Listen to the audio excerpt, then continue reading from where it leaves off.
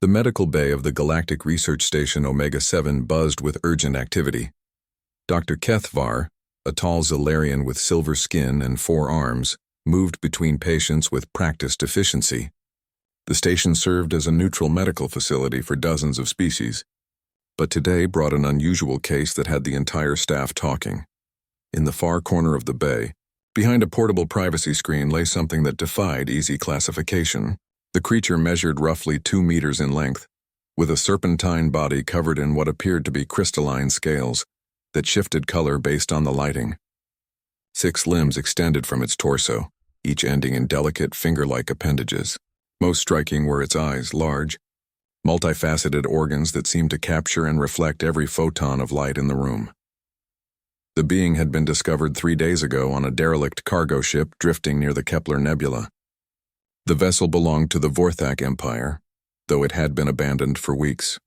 When the rescue team found the creature, it was barely alive, curled in what appeared to be a makeshift nest of torn fabric and debris. Still no identification from the genetic database, announced Dr. Yalara, a blue-skinned Andorian physician. She waved her scanner over the creature's motionless form. Whatever this species is, they're not in any of our records. Dr. HFY frowned, his large eyes narrowing.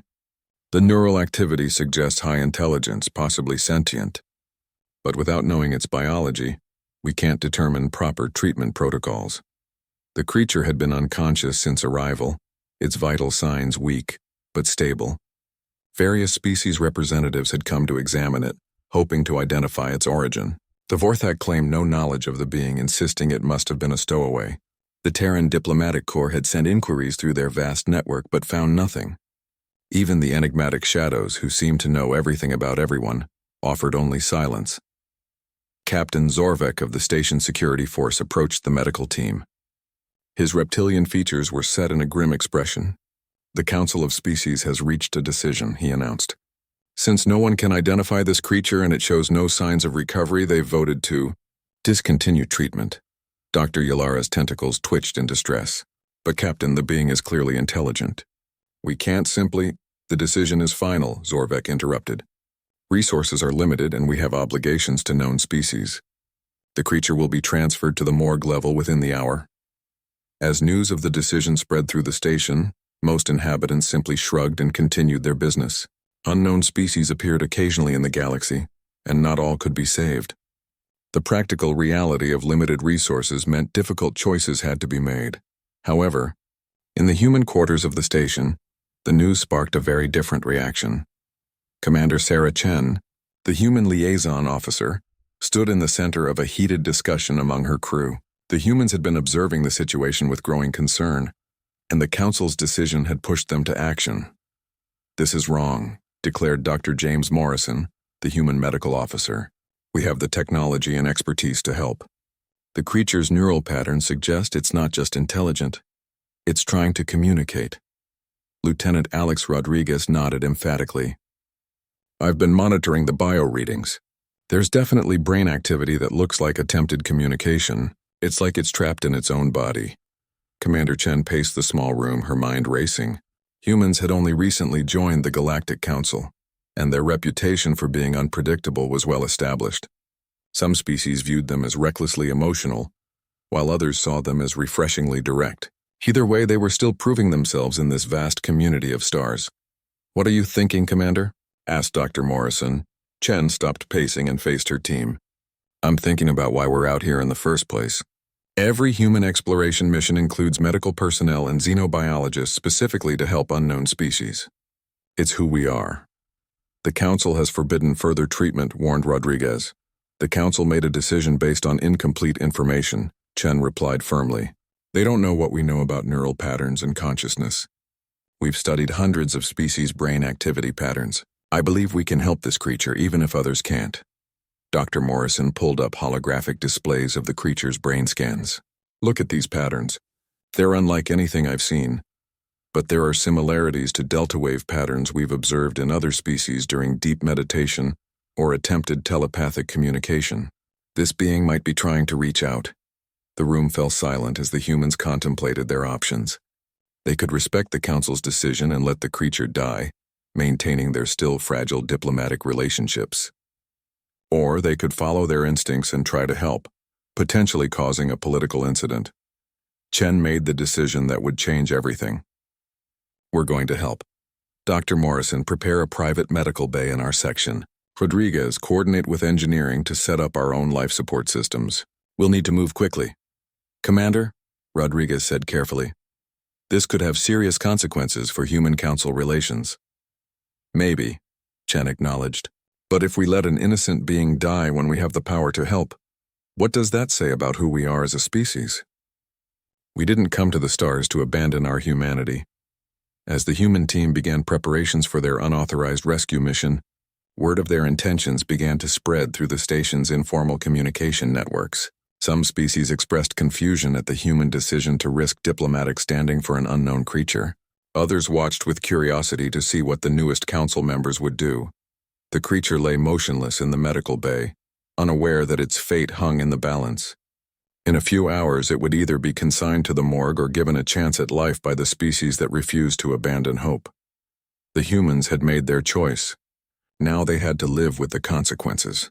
The human medical bay hummed quietly as Dr. Morrison made final adjustments to the specialized equipment they had hastily assembled. Commander Chen stood watch at the door, while Lieutenant Rodriguez monitored the corridors through the station's security feeds. They had less than 20 minutes before the creature was scheduled for transfer to the morgue.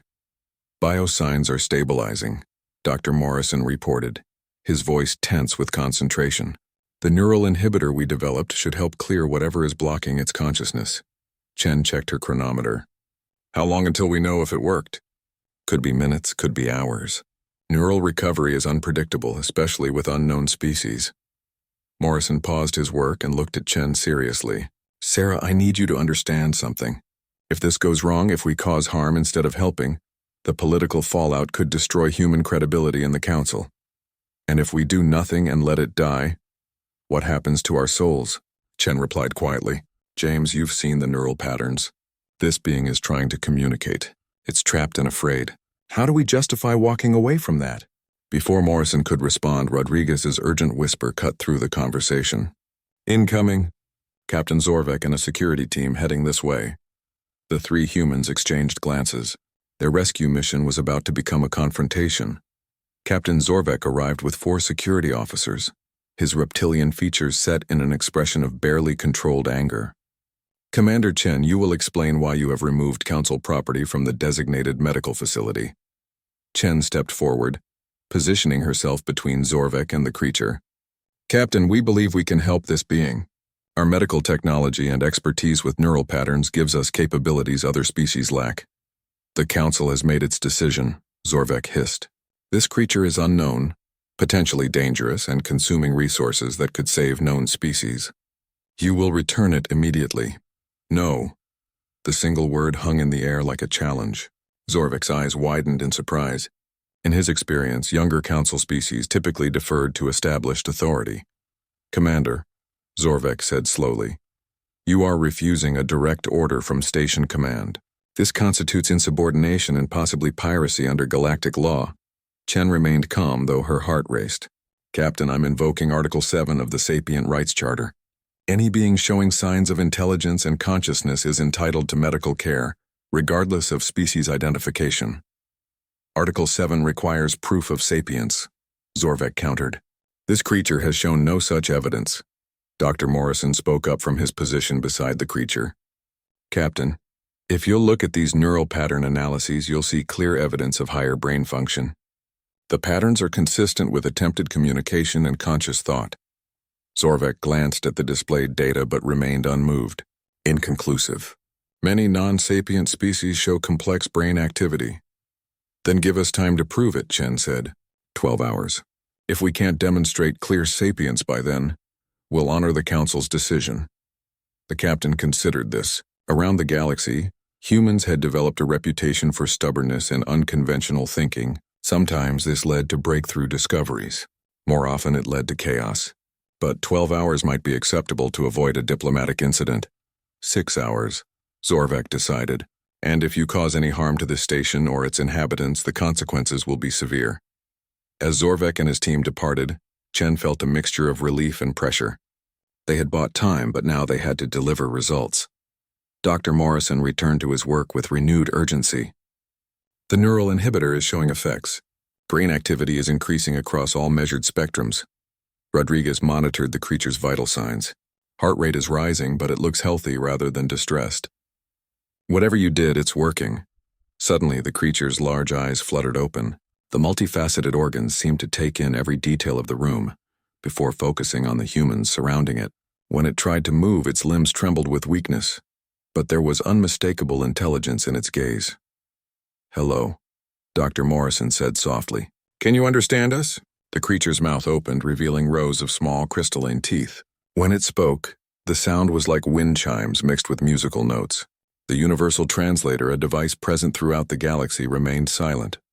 "The translator isn't recognizing the language," Rodriguez observed. Morrison approached slowly. "That's actually good news. It means this is structured communication, not just sounds. Real language is too complex for coincidence."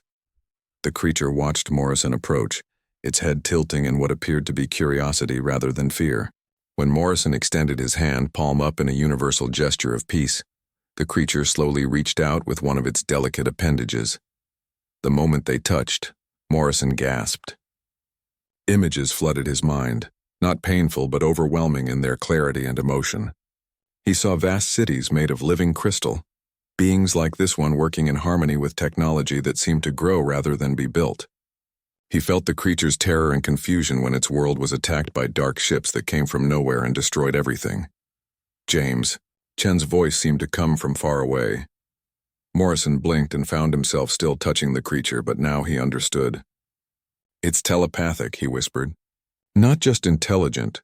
It's been trying to communicate telepathically this whole time." The creature's musical voice rose again, but now Morrison could sense meaning behind the sounds. Fear, gratitude, confusion, hope, all mixed together in a desperate attempt to make contact. "Your people," Morrison said aloud, hoping the creature could understand his thoughts as he could understand its emotions. "What happened to them?" The images came again, clearer this time. A proud civilization that had lived in harmony for millennia, suddenly faced with an enemy that struck without warning. Ships that seemed to absorb light itself. Weapons that turned their crystal cities to dust. Survivors fleeing in whatever vessels they could find, scattered across the galaxy like seeds on the wind. Morrison looked up at Chen and Rodriguez with tears in his eyes. Its people were destroyed. This might be one of the last survivors of an entire civilization. The creature's grip on Morrison's hand tightened slightly, and he felt a new emotion flowing from it. Amazement. After days of trying to communicate with various species, someone had finally heard its voice. Chen knelt beside Morrison. "Can it tell us its name?" Morrison concentrated on the question, trying to project it telepathically. The response came as a harmonious chord of sound combined with the feeling of crystal formations singing in wind. "I think its name is something like Hlirali," Morrison said slowly. "The closest translation would be Song of the Crystal Wind." For the first time since its rescue, the creature, Lyrali, made a sound that could only be described as relief. After days of silence and isolation, surrounded by beings who couldn't hear its voice, it had finally found someone who understood.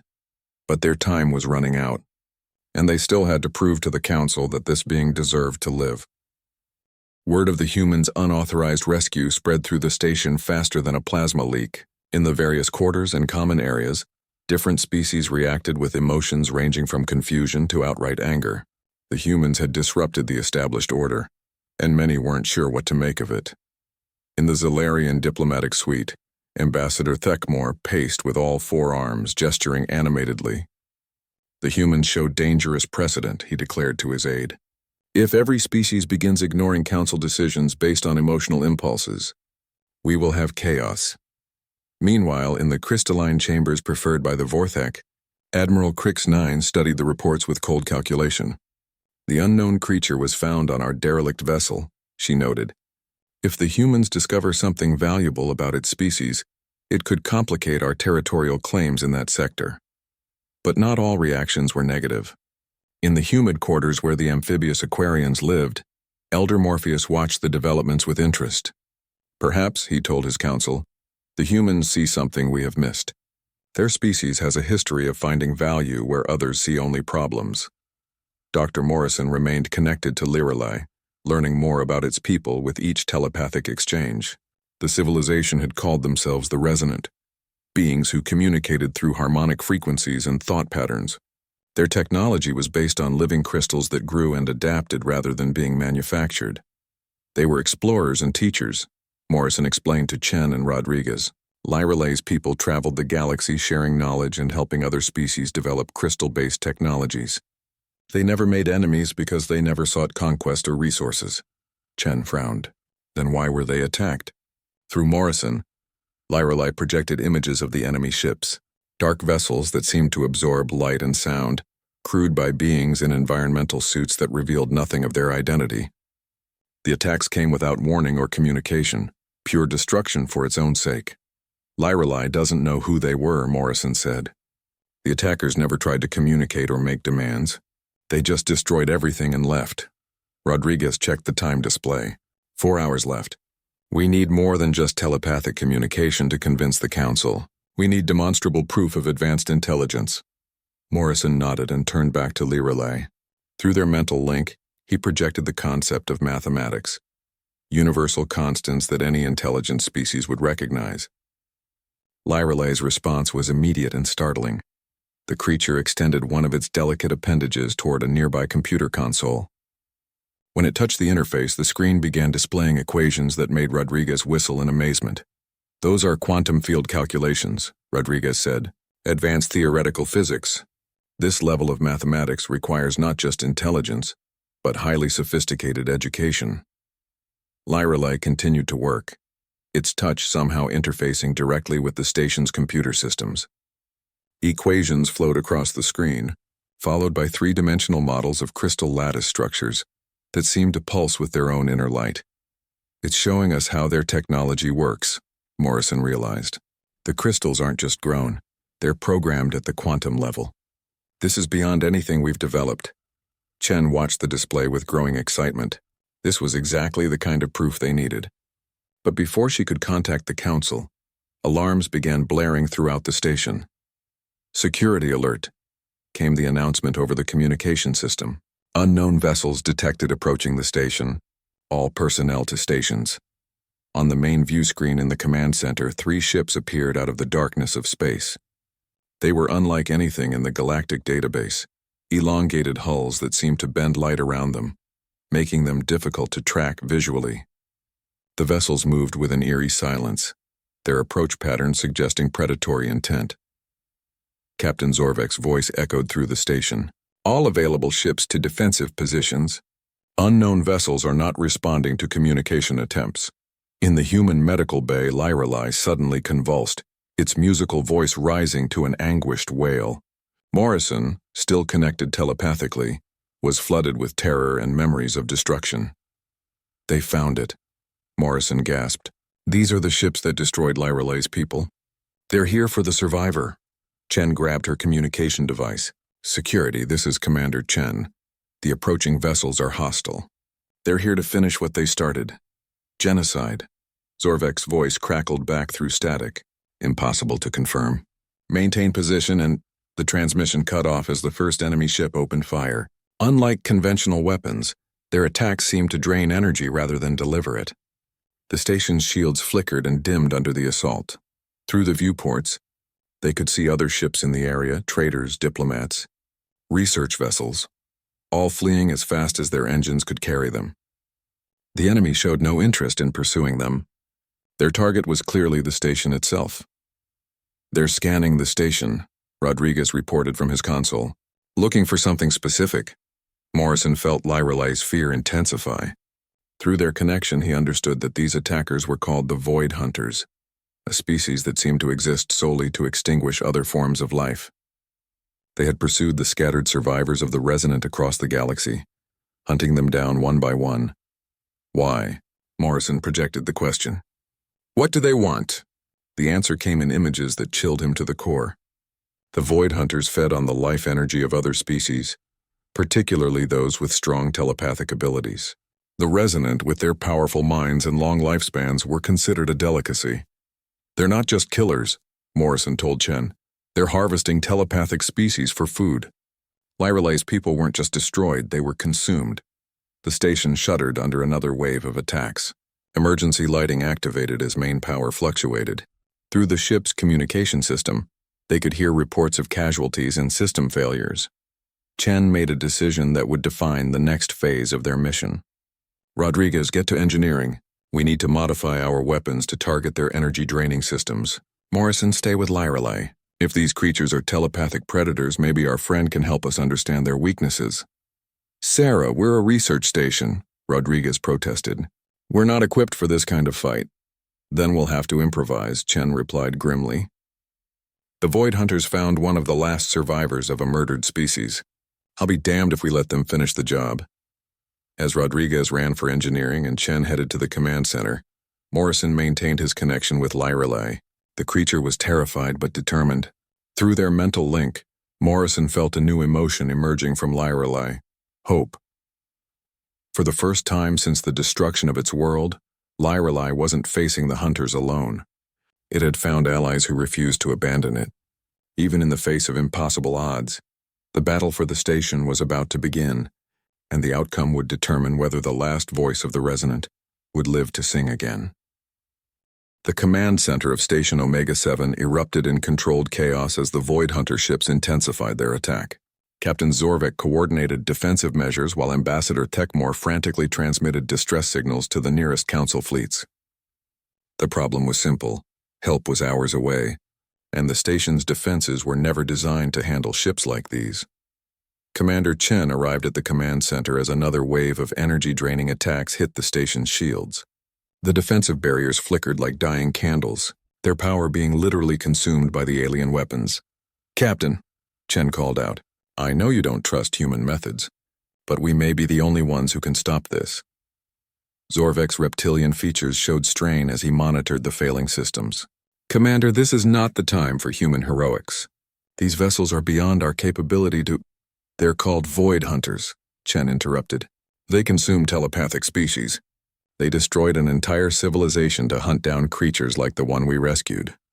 The captain's expression shifted from annoyance to alarm. "How do you know this?" "Because our patient told us. The creature, Lyralay, can communicate telepathically with humans. It's been trying to warn everyone about these predators." Before Zorvek could respond, the lights throughout the command center dimmed as another devastating attack struck. The station's main power grid was failing under the relentless energy drain. In engineering, Lieutenant Rodriguez worked frantically with the station's technical crew. The chief engineer, a six-limbed arachnid named Vex-12, watched skeptically as Rodriguez modified the station's defensive systems. "Human technology is known for being crude but effective," Vex-12 chittered. "However, these modifications seem particularly desperate." Rodriguez didn't pause in his work. Sometimes desperate times call for desperate measures. These energy-draining weapons work by creating resonance with our power systems. If we can disrupt that resonance— He activated a device he'd cobbled together from spare parts and human engineering principles.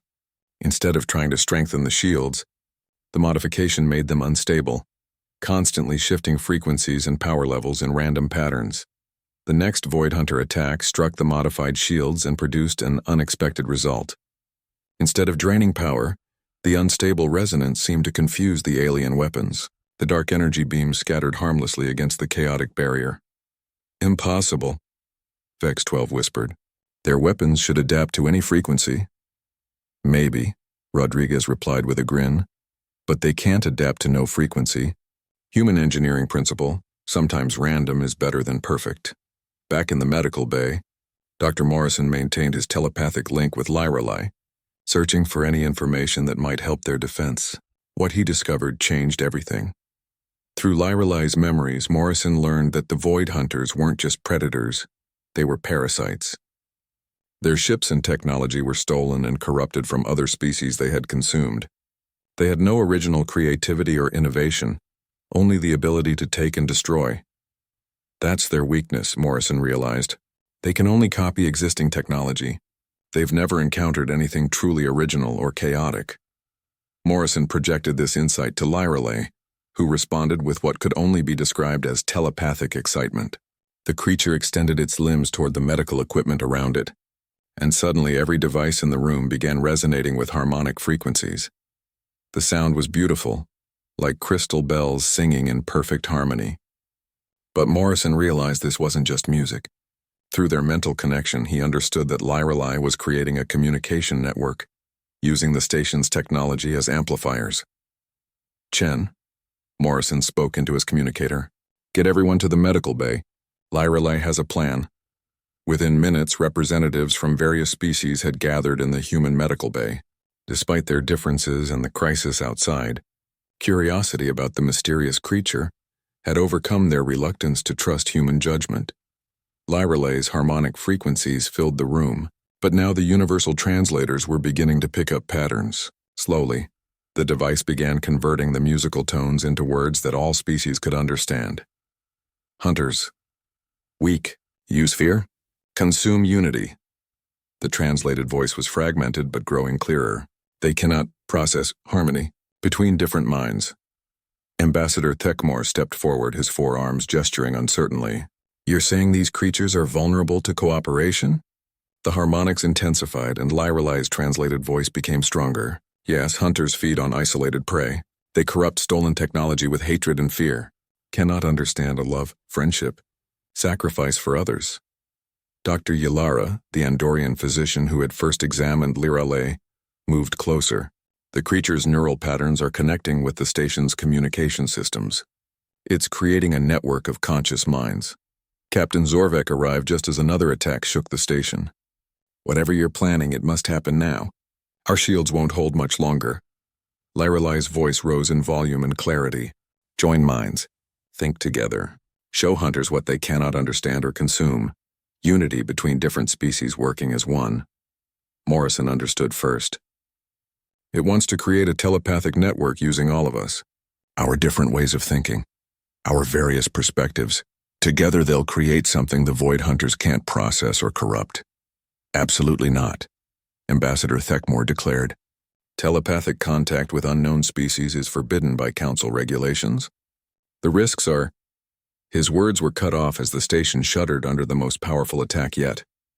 Through the viewports, they could see one of the Void Hunter ships positioning itself for what appeared to be a boarding action.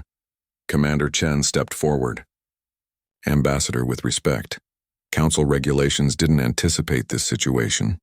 We're fighting an enemy that feeds on the destruction of entire species. Maybe it's time to try something they've never encountered before.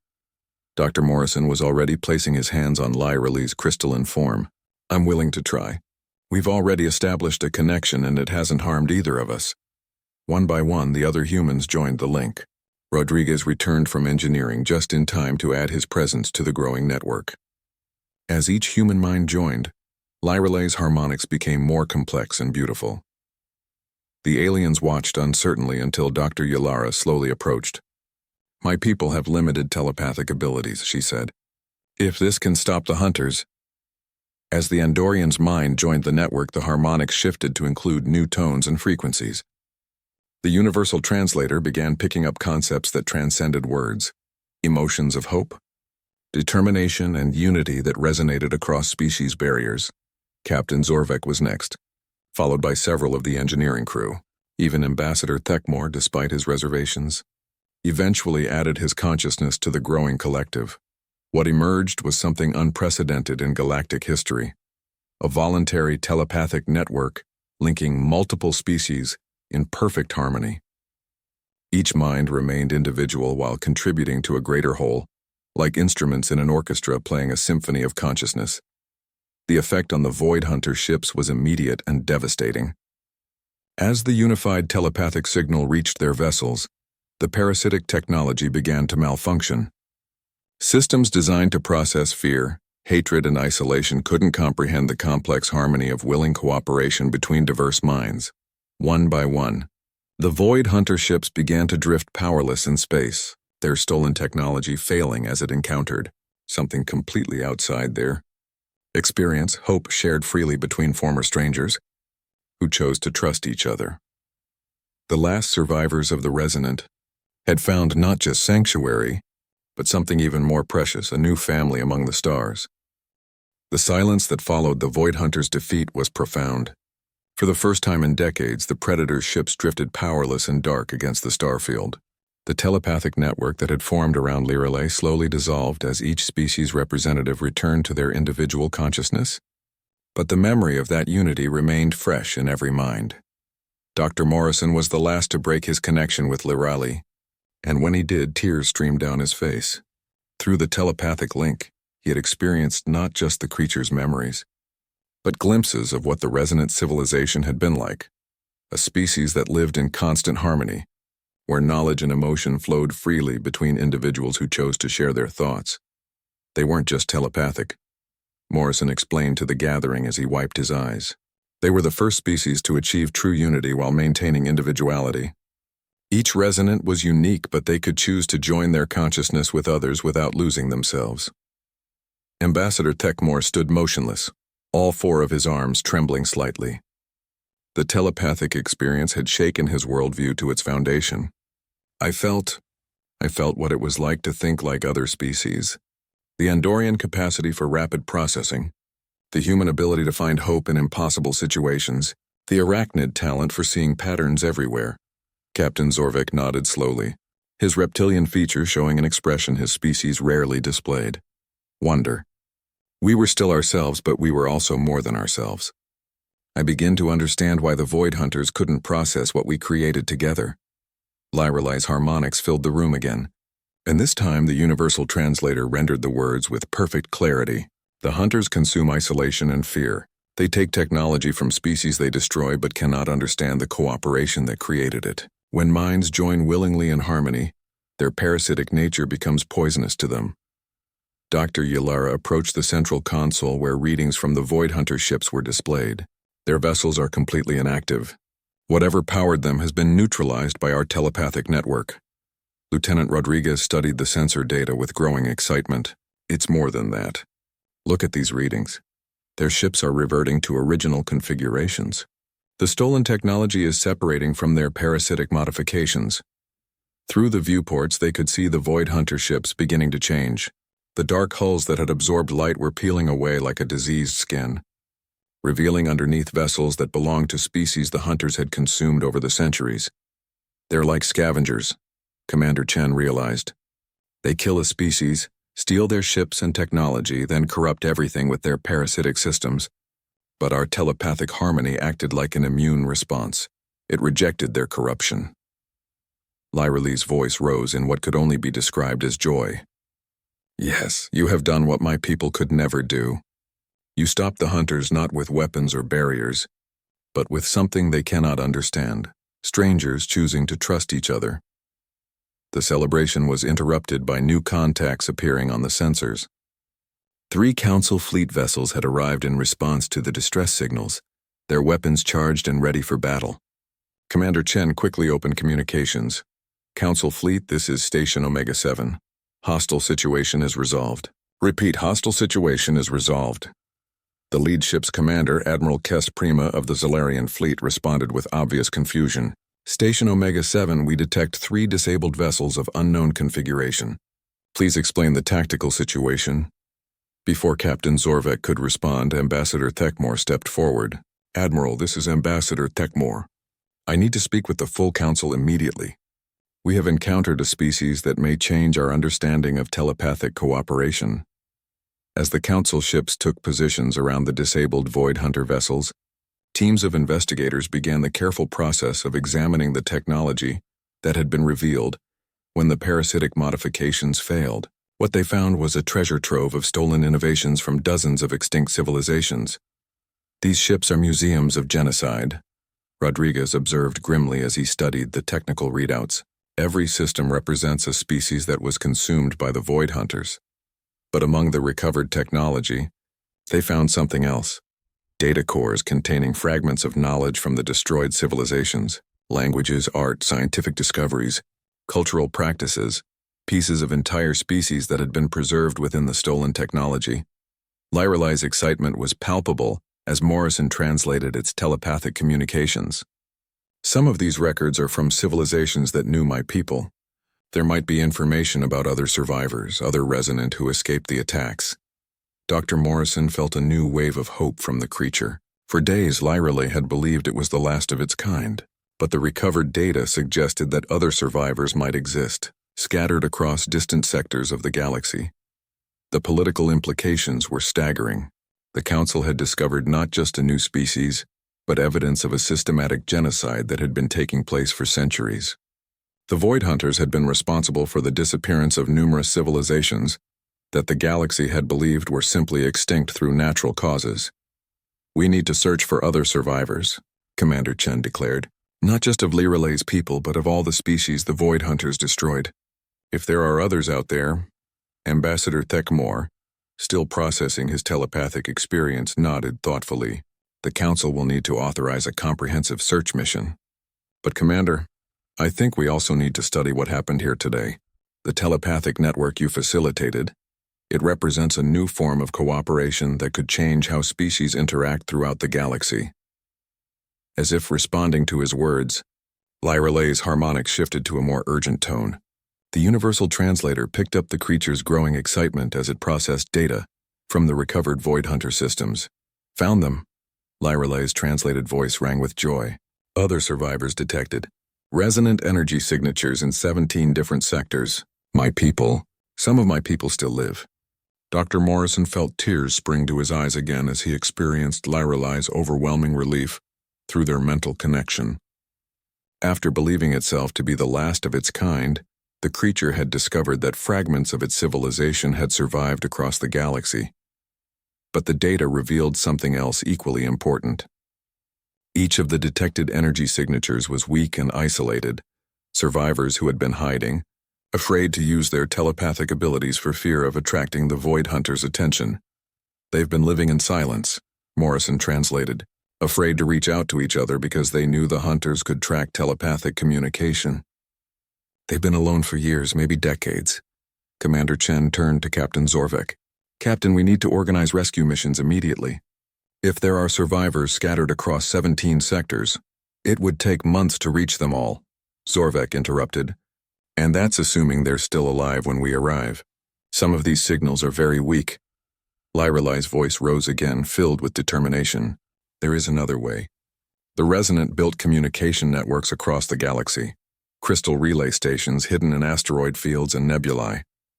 If we can reactivate even one, I can send a message to all survivors simultaneously." Ambassador Thekmore leaned forward with interest. "A galactic communication network? Such technology would be invaluable for Council operations." "More than that," Morrison said as he received more information from Lyralay. "These relay stations don't just transmit messages, they can create temporary telepathic links across interstellar distances. Lyralay could literally reach out to its people and let them know it's safe to come home." The implications excited everyone present. Instead of months of dangerous rescue missions, they could potentially reunite the scattered Resonant survivors in a matter of days. But first, they needed to locate one of the crystal relay stations. "The nearest one is in the Kepler Nebula," Lyraly communicated, "hidden in the asteroid field where my ship was first discovered. It has been dormant since the attacks began, but it should still be functional." Captain Zorvek checked the navigation charts. "The Kepler Nebula is 2 days away at maximum warp. But the asteroid field is dangerous. Dense rocks and radiation that interfere with most sensors." Commander Chen smiled. "Good thing humans specialize in dangerous situations that require improvisation." As plans began forming for an expedition to the nebula, news of the day's events spread throughout the station and beyond.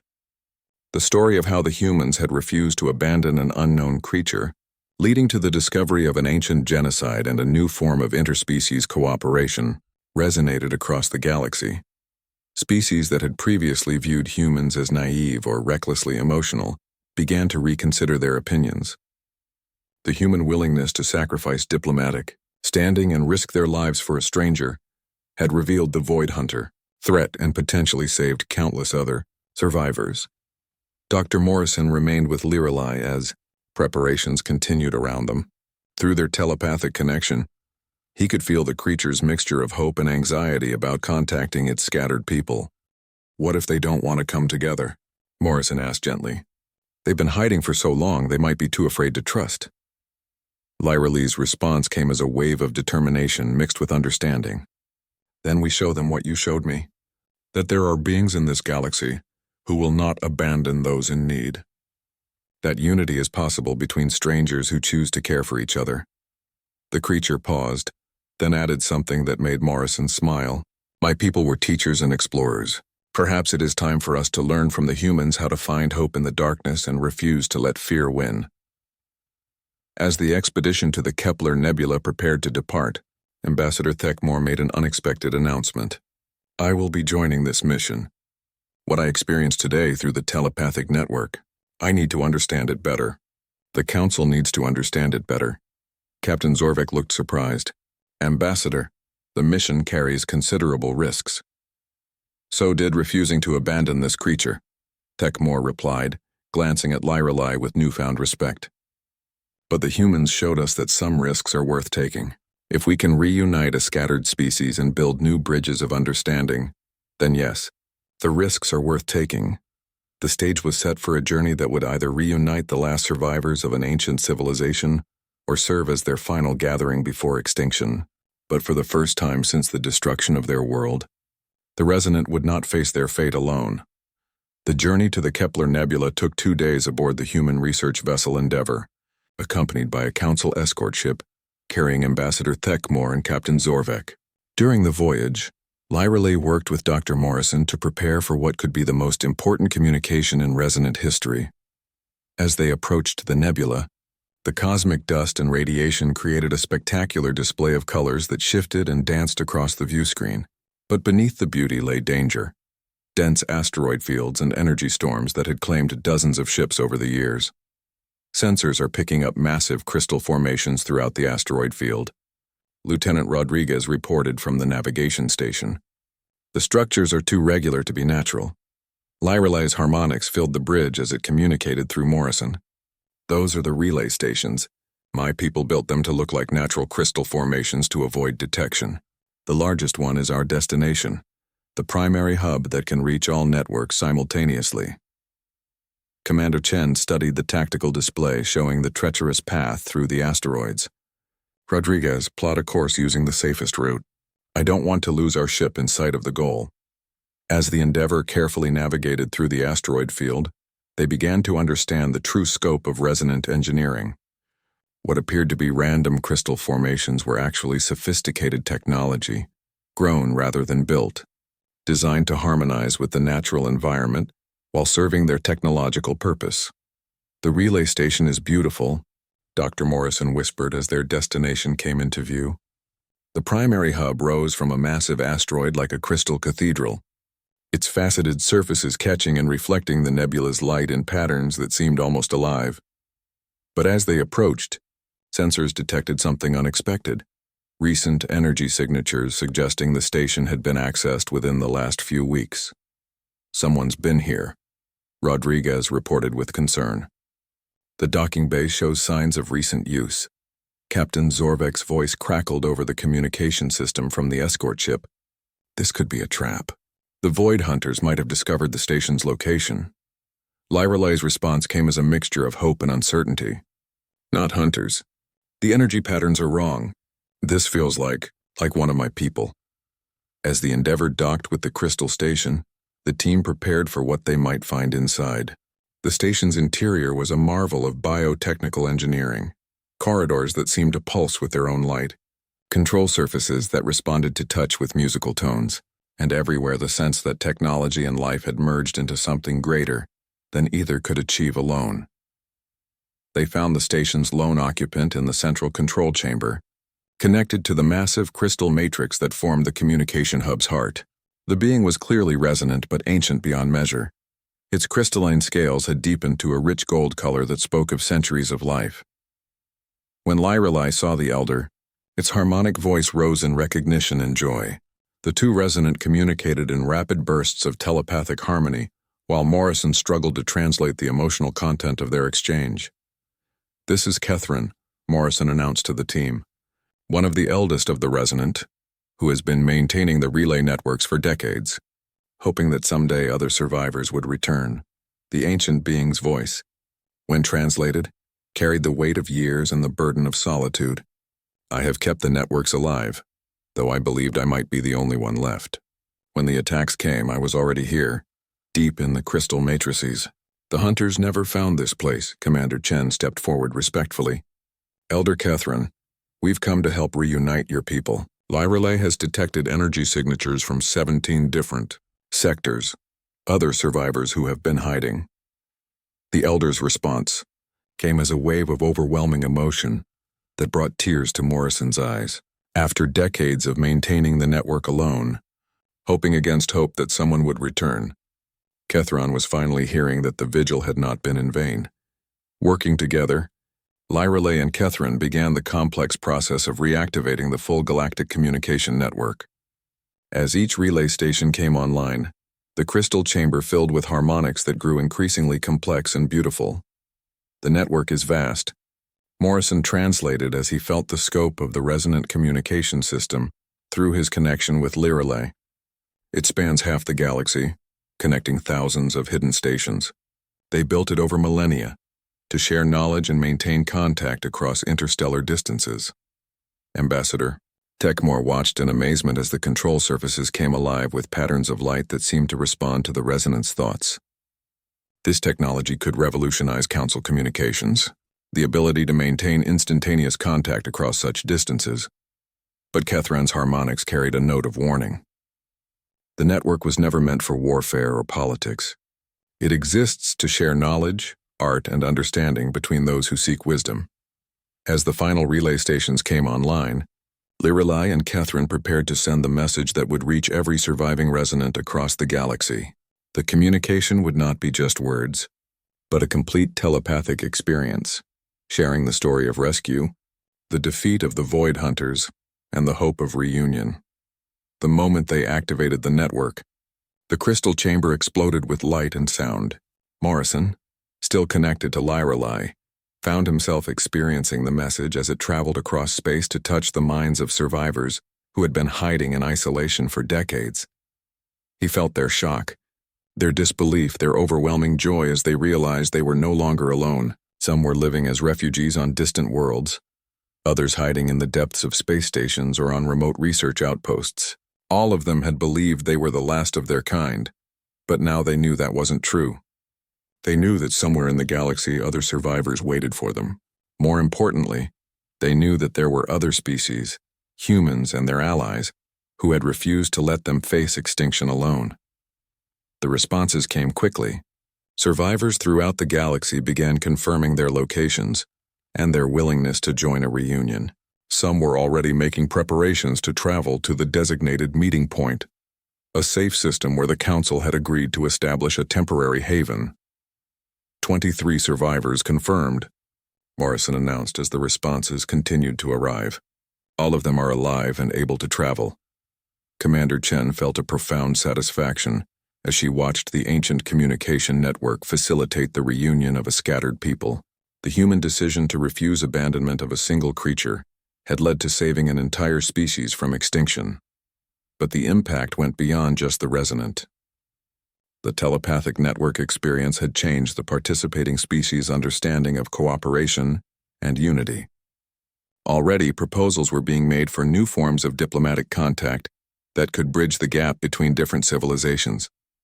As the Endeavor prepared to depart the Crystal Station, now thrumming with renewed activity as messages flowed between survivors, Lyrelay approached Commander Chen through Morrison's translation. "Your species did something unprecedented." The creature's message conveyed deep gratitude.